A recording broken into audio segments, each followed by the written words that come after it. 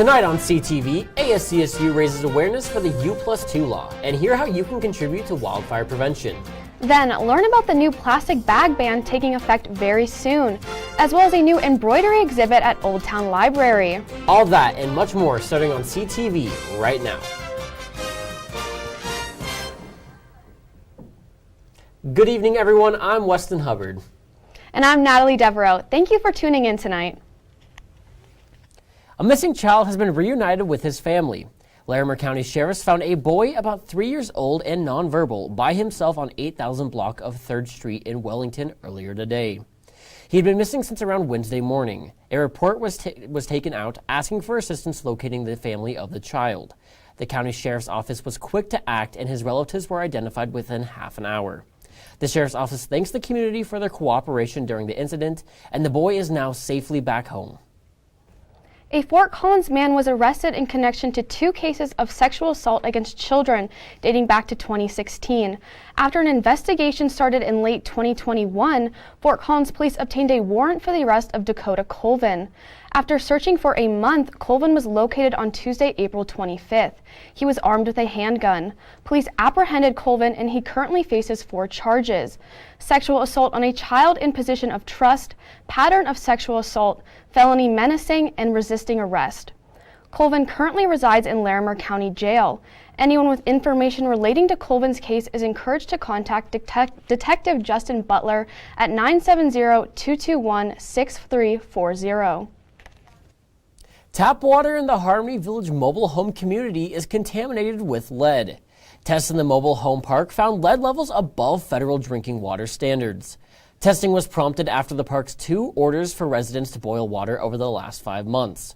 On its own, boiling water is not enough to remove the lead, and it can sometimes make the problem worse as the water tends to evaporate.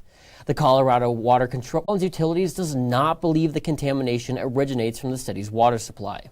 The cause has yet to be confirmed, but the city is replacing any water service lines that have steel or iron coating, as this could lead to iron leaching into the water supply that passes through it. Going forward, the park will implement more testing and has the option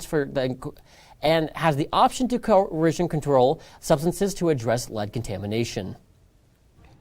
Poudre Fire Authority responded to a house fire that occurred on Monday, April 25th. Just before 10 in the morning, the fire was reported on the block of Round Butte Drive west of Terry Lake. The flames sparked up in a bathroom of a single-family home where 2 residents were forced to evacuate. The residents were not injured and the fire was extinguished. Currently, the cause of the fire is unknown and the investigation is ongoing. Fort Collins will be seeing housing plans develop in some areas of the city, while others are still waiting on proper approval. Around 200 new houses are set to go up along South Timberline Road, following approval from the city for a planning meeting last Thursday. The new housing zone will include 83 single-family homes, 66 paired homes, and 48 townhomes. All properties will be for sale. The project is anticipated to start in the late summer months. However, at the same meeting, the city turned away plans for around 240 new homes to be built in North Fort Collins.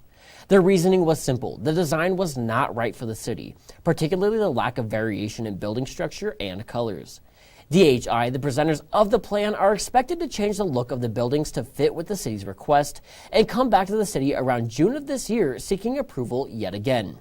It may be good news to current or aspiring Fort Collins residents that more homes are being put up. However, there is still a huge topic on people's minds: U+2. Our reporter JJ McKinney joins us live in the studio with more. JJ? Thanks, Weston. The law U+2 has been a very controversial piece of legislation for a very long time, with multiple residents expressing frustration over the living situation. Now, ASCSU may be finally doing something about it, using shirts that are tie-dye for to raise awareness. Members of ASCSU came together during an eventful day in the plaza. They set up a tie-dye station where all different types of students across campus came together to create colorful and impressive designs. All of it in the hope of one thing: spread awareness about the injustice of U+2, a legislation that significantly limits the amount of non-related people that can live in a Fort Collins household to only 3. ASCSU volunteer Natasha Daney speaks about laws like U+2 and how they have negatively affected not only just students and residents of Fort Collins, about how they've affected her personally as well. I had a really hard time paying rent during COVID, so I ended up living in a house with 4 other girls. So I lived in a 5-bedroom house, and it had 5 bedrooms in it. And I knew about U+2, but I decided to break it anyways. If we would have only had 3 people in that house, our rent would have just been completely unaffordable. Natasha is just one of the many residents who have been negatively affected by the guidelines set in place from landlords as a result of U+2. City Council created U+2, originally promoted as a way to keep the streets of Fort Collins uncluttered by cars. However, ASCSU Director of Housing Security, Benton Rosler, argues otherwise. It's an inaccessible way to not allow people to live in houses and fully utilize the space that we have today. With enough support, Director Rosler, Danny, and all other critics of U+2 hope they could put an end to U+2 once and for all. And I hope that it makes housing in general just more accessible for students. Director Rosler hopes that ASCSU can create more events to raise awareness about U+2 in the future, and that they can hopefully create housing that is U+2 free sooner rather than later. All right, back to you guys. You know, I've covered stories about U+2 over the past couple years that I've been here, and it's just crazy to me that it's like still a prevalent issue and that we haven't done more to solve it. I agree, and I'm from California. I don't know if we have any laws to that, so when I came out here, I was super confused, but I live in an apartment, so I haven't run into that issue, but I know friends that have. Yeah, I mean, I've lived in an apartment, so I haven't either, but if I were to buy a home, like, that's obviously something I have to look out for. But you actually did a story talking about another problem that homeowners have to look out for, correct? Yes, I spoke with Poudre Fire Authority about wildfires, and as temperatures rise, so does the risk of a wildfire. And with warmer weather headed our way, we are seeing more people spend time outside. Unfortunately, many outdoor activities can lead to wildland fires. However, there are steps we can take to reduce this threat, and it is important to use an abundance of caution. Wildfires have become all too common in Colorado, which is something Poudre Authority firefighter Chris Hewitt knows all too well after being on the front lines of the Marshall Fire. You know it's pure destruction, so when you see the people's houses burned up from a wildfire, they're going back to nothing. Colorado's dry climate and high wind speeds create the perfect environment for wildland fires. Roughly 60,000 wildland fires that happen every year across the nation. Here in Poudre Fire Authority, last year we ran 79 wildfires. Once these fires break out, they can be difficult to contain. You turn around behind you where there was nothing, and all of a sudden you'd have 3 or 4 more pop up in the time it took you to put one little fire out. So it was going faster than you could keep up with. These disasters take a toll on not only the environment, but also the community. That's often hard too, is knowing they left, like on the Marshall Fire, with what was in their car or something, and so many things you don't even think of you need in life, all of a sudden you don't have. But what about those risking their lives to save others and their property?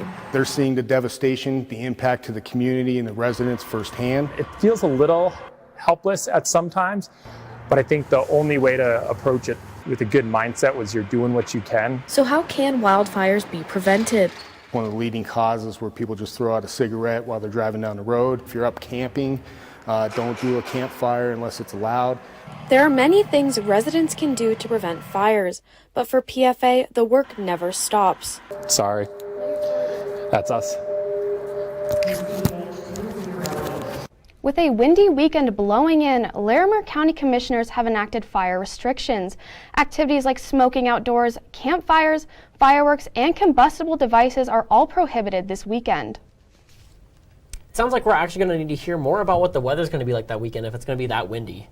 Well, Weston, we've got Morgan Gardner up next to fill us in on just that. Stay tuned.